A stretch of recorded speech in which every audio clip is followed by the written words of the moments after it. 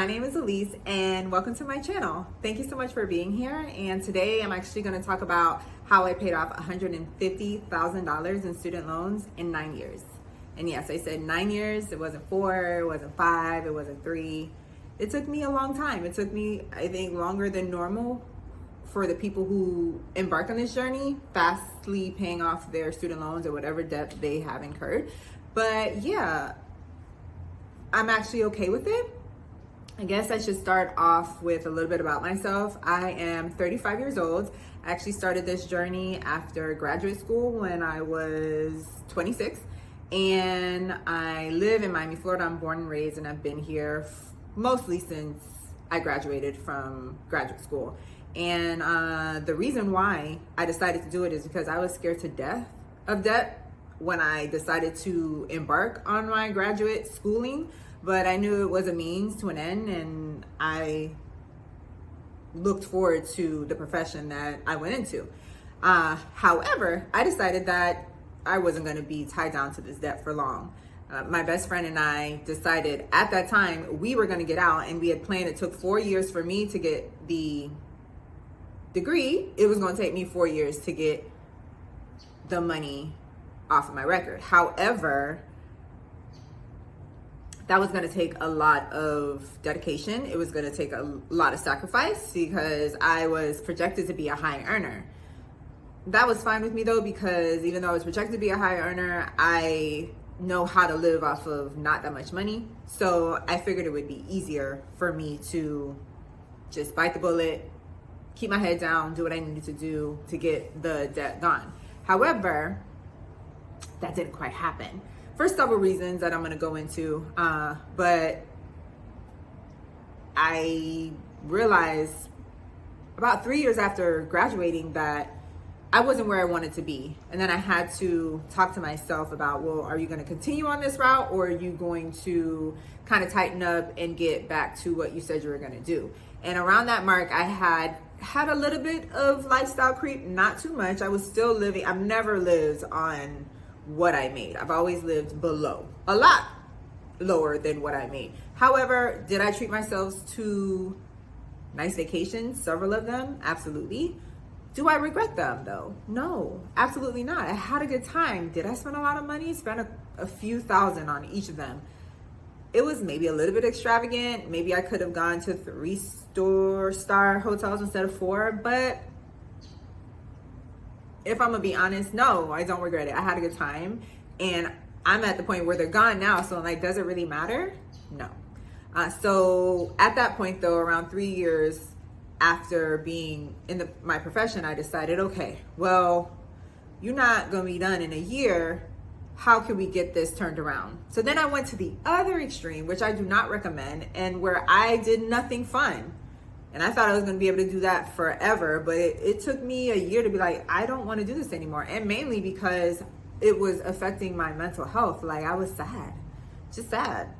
I couldn't do anything, and it just made me angry because I'm like, why is it that I'm in a situation where you go to school, I do everything that I'm supposed to do, but I can't enjoy things without feeling guilty about it because I have this debt tied to me. I did no spending. I did the whole spending thing. Like, there's a non-spend year thing that you can do. There was an option at my job where instead of taking my vacation, I just took the time and worked 360 out of 365 days that I could work. And yes, I got the money, but then I was really unhappy because I felt like I was depriving myself too much. And I think that is a thing. So then I was like, I can't do this anymore because I don't like to stay down. So what I did was that I decided, okay, it's going to take me as long as I need it to take for me to do responsible things, enjoy the life that I have because no day is promised, and then hopefully the debt will be paid off in a good amount of time. 9 years is pretty good. There is an option to have like a 10-year payoff plan versus the normal 25. Thinking back, maybe I could have just done the 10-year thing. But you don't know what you don't know. And I was younger. And nobody where I am from teaches you about financial responsibility like that. So I had good intentions. And I think that's what counts. Do you have good intentions for your life? So And then also life happened. Graduated with the car, paid it off a year early. I had no payments for about 3 years, and then my car got totaled. Somebody hit my car. It wasn't my fault, but life happened. I needed to go to work. I needed a car. Did I want to buy a used car? I didn't have time to try to figure out, can I go find a mechanic in the neighborhood so they can go with me to buy this used car and tell me if it's good. I didn't have time for that. I will pay for convenience. So what did I do? I did the responsible thing, which people like me who look like me do all the time. I got a responsible car that was affordable. It's not my dream car at all. I do appreciate the car, but it gets me to A and B, and I got a little pizzazz in it, but it's a real basic car, and that's fine. It is paid off now, but I had to put some money down. That was unexpected. I also bought a house a few years ago, about 5 years ago, and because it was always something I wanted to do. And when I went on the journey to buy the house, I thought I had $5,000 down, 3.5%. That was not enough, because the house that I desired was going to require 25% down, not 3% down, because in Florida condos you need 25% down. That's a lot of money. And I'm grateful that I had the job and the earning capability to do it, but it required me to buckle down for 12 more months to get the home. I had no ability to do both, pay the student loans and get the home. So I had to put paying the student loans off and do what I needed to get the house. I'm happy I did that though. It did suck, because I'm like, another thing. Life is not letting me do what I need to do. But I got the house, thank God. And I'm happy with the home. I have peace of mind. Let me tell you, Miami is expensive, without the E, expensive. I don't know how people live down here. So I'm very grateful. I'm blessed by the Lord that I was able to get this home, and I don't have to deal with overpaying for housing. It's very affordable, especially in Miami, and I'm grateful for that. But I had to do what I had to do to get that, because if I did that now, if I had waited, I would have to pay more. Maybe not as more if I was renting, but more. And the way things are going down here, $3,000 for a 1-bedroom in one of those fancy places, I'm not paying that. So being an adult sometimes means you have to do things you do not want to do, especially if you're trying to be responsible. But again, that put the student loans on the back burner. It sucks, but it got done. And that leads me into how I did it. And hands down, budgeting was the way that got me to where it was. And if I didn't have a budget, it probably would have taken me the whole 25 years to pay off the loan. I know a lot of people don't like budgets. A lot of people do like budgets, but I will tell anybody, make a budget for everything in your life. Everything in your life needs to have a line in your budget. It helps me, and I think that in other aspects of my life, the discipline that it's given me flows into how I move in other parts of the life. So I think it's really important, and it has helped me, and I think I will always use it, even when I am a millionaire that I hope to be one day. I will always use a budget for big things and small things. The things that the crazy goals that make me fearful, because I do have goals that scare me, I have a budget for those too. Astronomical. And I'm like, how am I gonna pay for that? It don't matter. There's a budget for it. I will budget for the smallest thing to the biggest thing. And yeah, I actually feel differently about debt now. And that's because I know that I have the tools to help 25-year-old Elise, but I'm like, no debt. Because I know that's not a good thing. But I've changed my mind. It can be a good thing.